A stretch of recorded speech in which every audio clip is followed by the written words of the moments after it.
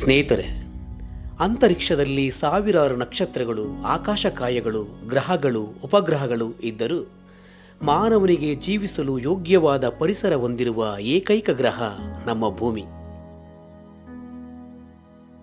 ಈ ಭೂಮಿಯಲ್ಲಿ ಕೋಟ್ಯಾಂತರ ಜೀವಿಗಳಿದ್ದು ಆ ಜೀವಿಗಳಿಗೆ ನೀರು, ಆಹಾರ ಎಷ್ಟು ಮುಖ್ಯವೋ ಪ್ರಾಣವಾಯು, ಗಾಳಿ ಕೂಡ ಅಷ್ಟೇ ಮುಖ್ಯ.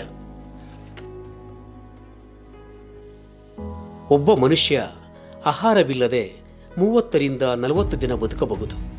ನೀರಿಲ್ಲದೆ 3 ರಿಂದ 4 ದಿನ ಬದುಕಬಹುದು. ಆದರೆ ಗಾಳಿ ಇಲ್ಲದೆ 2 ನಿಮಿಷವೂ ಕೂಡ ಜೀವಿಸಲು ಸಾಧ್ಯವಿಲ್ಲ. ಸಾಮಾನ್ಯವಾಗಿ ಒಂದು ಮರ 1 ವರ್ಷಕ್ಕೆ 90,000 ಲೀಟರ್ ಆಕ್ಸಿಜನ್ ಕೊಡುತ್ತದೆ. ಒಬ್ಬ ಮನುಷ್ಯನಿಗೆ 1 ವರ್ಷಕ್ಕೆ 2 ಲಕ್ಷ ಲೀಟರ್ ಆಕ್ಸಿಜನ್ ಬೇಕಾಗುತ್ತದೆ. ಒಬ್ಬ ಮನುಷ್ಯ 1 ದಿನ ಬದುಕಬೇಕಂದ್ರೆ 7 ಮರಗಳು ಕೊಡುವ ಆಕ್ಸಿಜನ್ ಬೇಕು.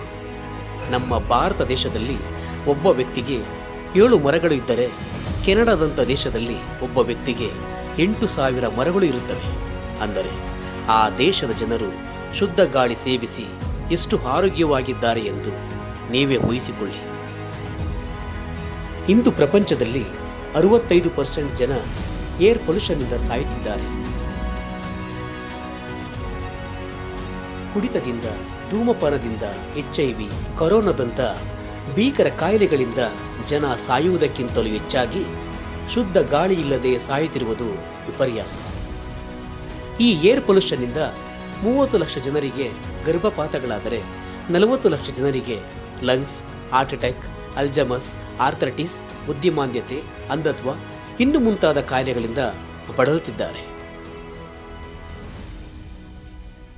ಹಾಗಾಗಿ ಪ್ರಾಣಕ್ಕೆ ಚೈತನ್ಯ ಕೊಡುವ ಮರಗಳನ್ನು ಉಳಿಸುವುದರೊಂದಿಗೆ ಕನಿಷ್ಠ ಪಕ್ಷ ಒಬ್ಬ ವ್ಯಕ್ತಿಗೆ 7 ಮರಗಳಂತೆ ನಾವು ಮರಗಳನ್ನು ನೆಟ್ಟು ಬೆಳೆಸೋಣ. ನೀವು ಅನ್ಕೋಬಹುದು, ಒಬ್ಬ ವ್ಯಕ್ತಿಗೆ 7 ಮರ ಅಂದರೆ ಒಂದು ಕುಟುಂಬದಲ್ಲಿ 10-12 ಜನ ಇದ್ರೆ 100 ಮರಗಳನ್ನು ನೆಡಕ್ಕಾಗುತ್ತಾ ಅಂತ.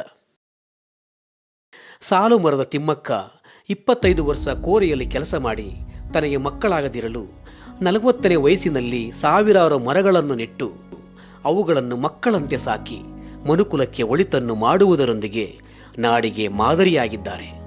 ಇವರ ಸೇವೆಯನ್ನು ಗುರುತಿಸಿ ಭಾರತ ಸರ್ಕಾರ ಇವರಿಗೆ ಪದ್ಮಶ್ರೀ ಪ್ರಶಸ್ತಿಯನ್ನು ನೀಡಿ ಗೌರವಿಸಿದೆ.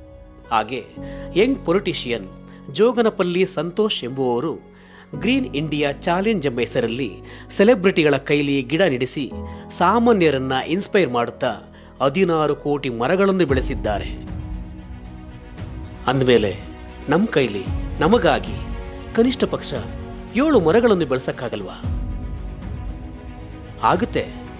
ಒಂದು ವೇಳೆ ಆಗಲ್ಲ ಅಂತ ಸೋಮಾರಿಗಳಾದ್ರೆ ಫುಲ್ ಮೀಲ್ಸ್ಗೆ 100 ರೂಪಾಯಿ, ನೀರಿಗೆ 50 ಅಂತ ದುಡ್ಡು ಕೊಟ್ಟು ಕೊಂಡುಕೊಳ್ಳೋ ಹಾಗೆ ಪ್ರಸ್ತುತ ದೆಹಲಿ, ಉತ್ತರಾಖಂಡದಲ್ಲಿ 500 ರೂಪಾಯಿ ಕೊಟ್ಟು ಆಕ್ಸಿಜನ್ ಬಾಟಲ್ನ ಕೊಂಡುಕೊಳ್ಳೋ ಹಾಗೆ ನಮ್ಮಲ್ಲೂ ದುಡ್ಡು ಕೊಟ್ಟು ಗಾಳಿನ ಕೊಂಡುಕೋಬೇಕಾಗುತ್ತೆ. ಹುಷಾರು. ಧರ್ಮೋ ರಕ್ಷತಿ ರಕ್ಷಿತಃ. ನಾವು ಧರ್ಮನ ಕಾಪಾಡಿದ್ರೆ ಧರ್ಮ ನಮ್ಮನ್ನ ಕಾಪಾಡುತ್ತೆ. ಹಾಗೆ ವೃಕ್ಷೋ ರಕ್ಷತಿ ರಕ್ಷಿತಃ. ನಾವು ಮರಗಳನ್ನು ಕಾಪಾಡಿದ್ರೆ ಆ ಮರಗಳು ನಮ್ಮನ್ನ ಕಾಪಾಡ್ತವೆ. ರೋಲ್ ಮಾಡಲ್ ಅಂದ್ರೆ ಕೋಟಿಗಟ್ಟಲೆ ದುಡ್ಡು ಮಾಡಿ ಬೆಂಚ್ ಕಾರಲ್ಲಿ ಓಡಾಡೋದಲ್ಲ. ದೇಶಭಕ್ತ ಅಂದ್ರೆ ರಾಷ್ಟ್ರಗೀತೆ ಕೇಳಿದಾಗ ಎದ್ದು ನಿಂತು ಕುಳಿತು ಸಿನಿಮಾ ನೋಡೋದಲ್ಲ. ನಮ್ಮ ಸುತ್ತಮುತ್ತ ಇರುವ ಜನಗಳ ಬಗ್ಗೆ ಯೋಚನೆ ಮಾಡಬೇಕು. ನಮಗೆ ಬದುಕು ಕೊಟ್ಟಿರೋ ಮರಗಳನ್ನ ಕಾಪಾಡಬೇಕು. ನೋಡಿ, ನಮಗೆ ಕಾಯಿಲೆ ಬಂದು ಆಸ್ಪತ್ರೆಗೆ ಹೋದ್ರೆ ಉಸಿರಾಟದ ಸಮಸ್ಯೆಯಿಂದ ಆಕ್ಸಿಜನ್ ಕೊಟ್ಟು ಸಾವಿರಾರು ಲಕ್ಷಾಂತರ ರೂಪಾಯಿ ಚಾರ್ಜ್ ಮಾಡ್ತಾರೆ. ಆದರೆ ನಾವು ಹುಟ್ಟಿನಿಂದ ಇಲ್ಲಿಯವರೆಗೂ ನಾವು ಕುಡಿತಿರೋ ಗಾಳಿಗೆ ಪ್ರಕೃತಿ ಯಾವತ್ತಾದರೂ ಚಾರ್ಜ್ ಕೇಳಿದೆಯಾ? ಇಲ್ಲ. ತಾಯಿಯ ಪ್ರತಿರೂಪನೆ ಈ ಪ್ರಕೃತಿ ಮಾತೆ ಯಾವತ್ತು ಏನನ್ನು ನಿರೀಕ್ಷೆ ಮಾಡಲ್ಲ. ಈ ಭೂಮಿಯಲ್ಲಿರೋ ಪ್ರತಿಯೊಂದು ಜೀವಿಗೂ ಜೀವ ಇರುವಂತೆ ಮರಗಳಿಗೂ ಜೀವ ಇದೆ. ನಮ್ಮ ಸ್ವಾರ್ಥಕ್ಕೋಸ್ಕರ ಅವುಗಳ ಜೀವ ತೆಗೆದು ನಿಮ್ಮ ಜೀವಗಳನ್ನ ಕಳ್ಕೋಬೇಡಿ. ಕಾಡನ್ನ ಉಳಿಸಿ, ನಾಡು ಉಳಿಯುತ್ತೆ. ಮರಗಳನ್ನ ಕಾಪಾಡಿ, ಅದು ನಿಮ್ಮನ್ನ ಕಾಪಾಡಿ.